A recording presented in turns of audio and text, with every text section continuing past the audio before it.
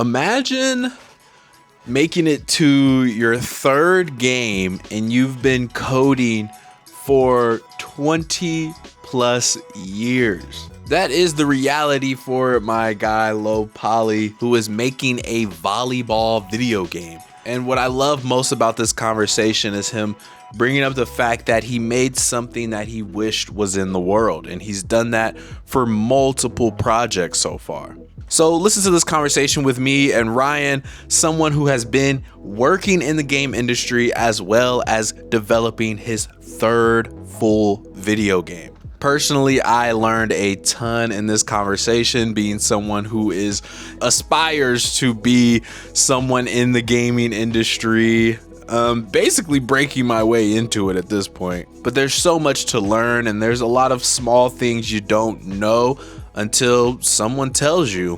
And this is that conversation that will tell you some things you may not have thought about before going into game development, or for the people who are in game development and just want some inspiration or some tips that they haven't heard. It's Malik Childish. Enjoy another episode of the MC Show.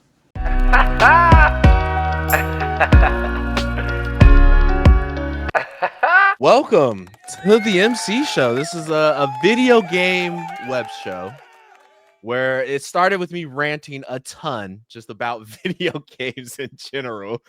And I've slowly been introducing people on this platform that has inspired me in one way or another. And you, Ryan, you're someone I came across just on Twitter, just showcasing your basketball game. Yeah. And I threw you a follow, and like ever since then, like I've just been seeing like, oh, he has multiple games out. Like he is an actual indie developer. So first of all, thank you for being on, Ryan. Truly means a lot for you to take the time. Thank you for having me on. This is great. Yeah. And I mean, I know we were going back and forth on like scheduling, and you have a family, like I have my family. Like, with that being said, how did you balance to now be on your third game right now? Oh man, that's a good question. It took a while. I think my wife, we've been together for a while, and I think she understood early on that this is a thing that I do. And early on in my career, it was something I just did. Like I used to freelance and stuff.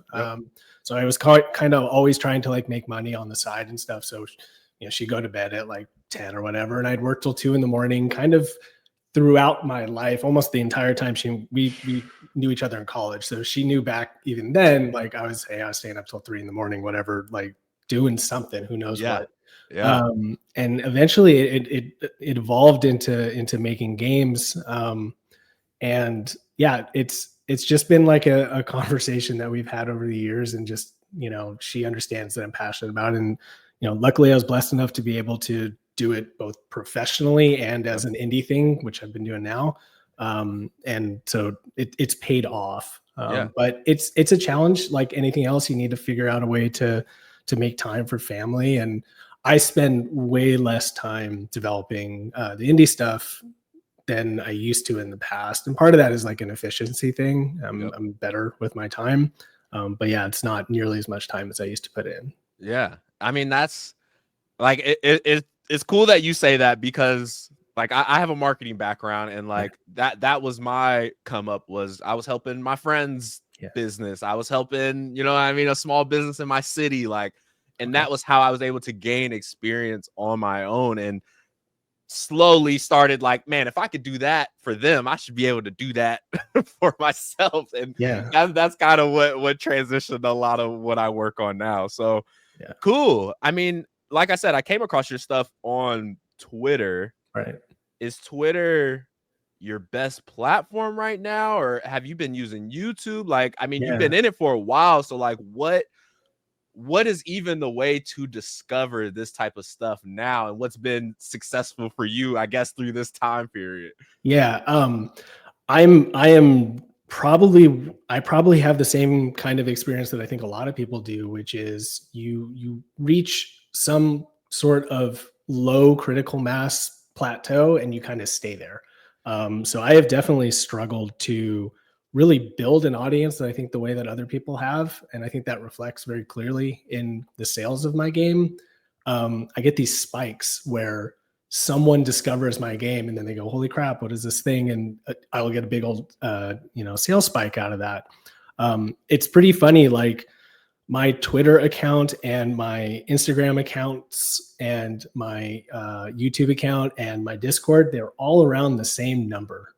It's all in this like 15 to 1800 followers, and it kind of has stayed there forever. So Twitter is probably the easiest one for me to understand and to communicate through, but none of it ever really has really grown too much over the years. So unfortunately, I don't have a great answer there. Yeah, no, I mean, I'm too old. I don't really understand things. Like I don't have TikTok or anything like that, and I know that's a thing.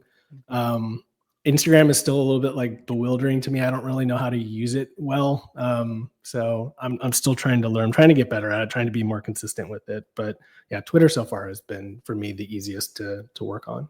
Well, don't feel bad. Like I said, me being in marketing, like we go through different social medias daily. Like it's constant trial and error of like, okay, that didn't work on Twitter. Let's try Instagram. Right. Like, but you mentioned Discord, and I literally had that next. Is like, I feel like Discord has taken a lot of different shapes, and like I feel like personally, Discord has helped me a lot. Just being able to communicate with people without not having to share my like phone number or like, you know what I mean? To really get out of your element like that, and to have a centralized place where people can throw their thoughts that is relatively the same topic, where like I have things around the type of projects I'm working on where somebody can say something and then somebody else that's been following the project can reply or have input or have a thought. Like, and I mean, having over 1,000 in your Discord, like that sounds amazing. Like,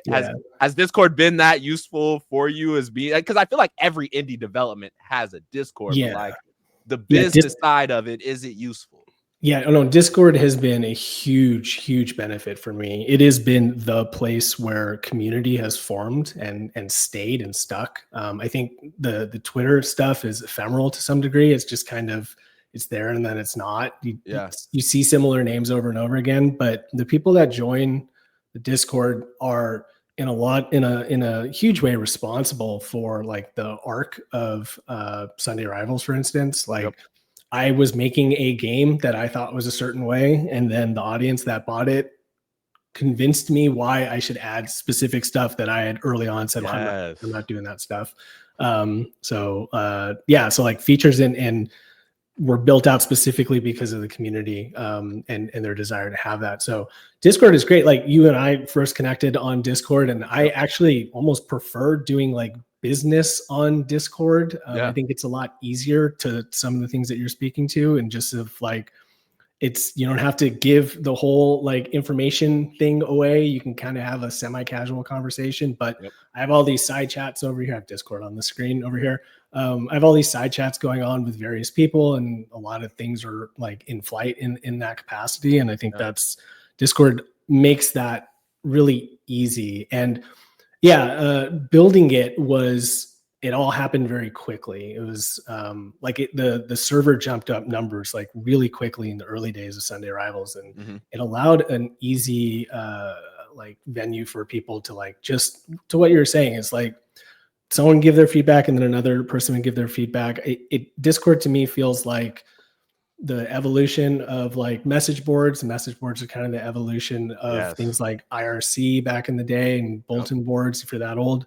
So Discord is kind of, for me, it feels very natural. It feels like the progression of the things I'm already comfortable with. Whereas social media is just like, it's just gone. And there's no permanence to it. So and even like, I was thinking, like, I follow a ton of indie developments Discords where like just the updates don't get lost. You know what I mean? Like you just said, a Twitter or like an Instagram, like it has to randomly show up on your algorithm. Yeah. Where it's like Discord, like I'm hopping in the Discord, just looking through it, like, oh, okay, what's going on? Oh, they have an update. Like, let me read through this. And Yeah. I have loved Discord for a while, and like I said, me being relatively new to this space, I've only been doing this podcast for a little over a year now, trying to educate myself more on just game development, the gaming scene, because I've been a gaming fan for as long as I can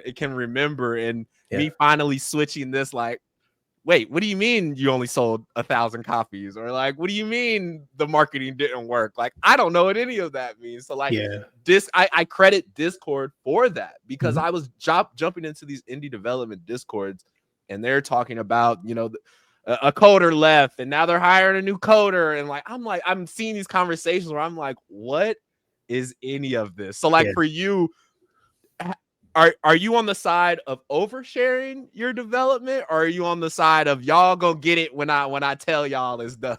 Yeah, that's an interesting one, and it's a thing to balance. I'm probably on the side of oversharing. I think I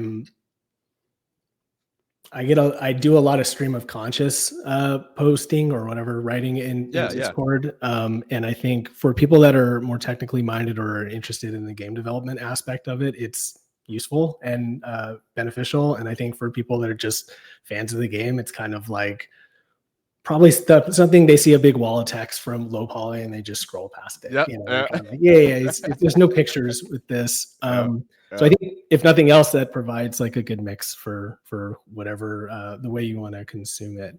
But yeah, I you know, honestly, I try to be more open. I did.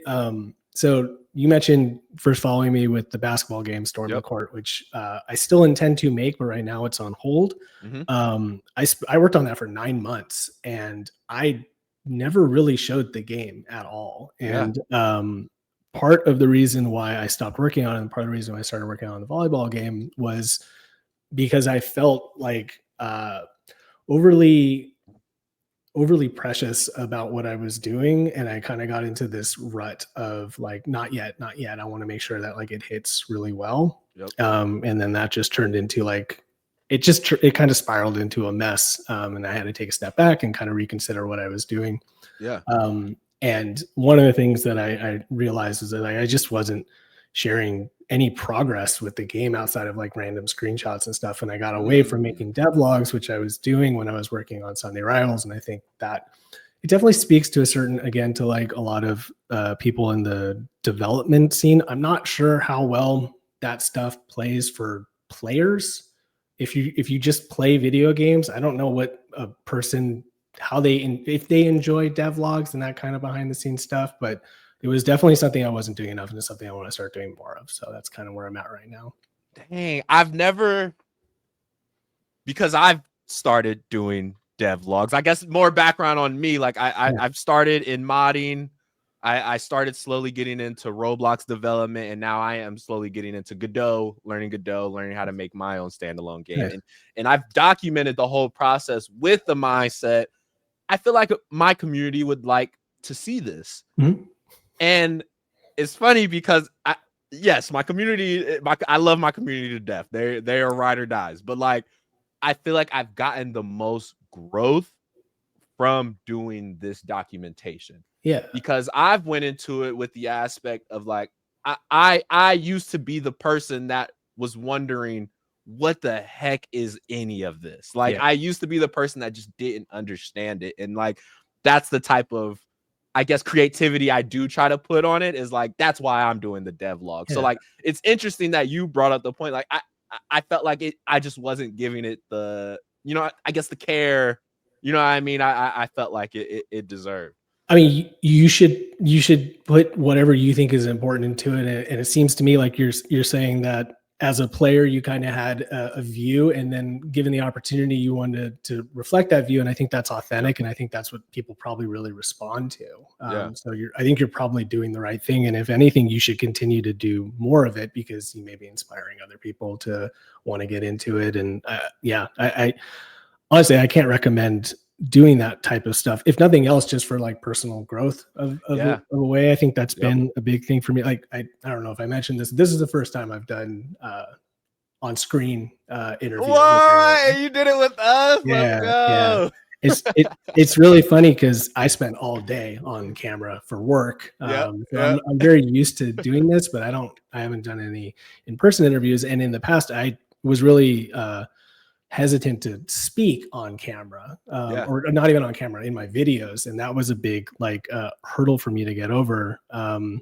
And now I'm a lot more comfortable with it. So if nothing else, just the personal growth for yourself of doing it is, I can't recommend that enough. But yeah. If you enjoyed this conversation, the full video is on Spotify. So please just look up Malik Childish or the MC Show on Spotify, and you will be able to listen to this whole episode. It will also be in the description, of course. And if you would like to see more content like this, go ahead and leave a like, go ahead and leave a subscribe, and I'll catch you on the next one.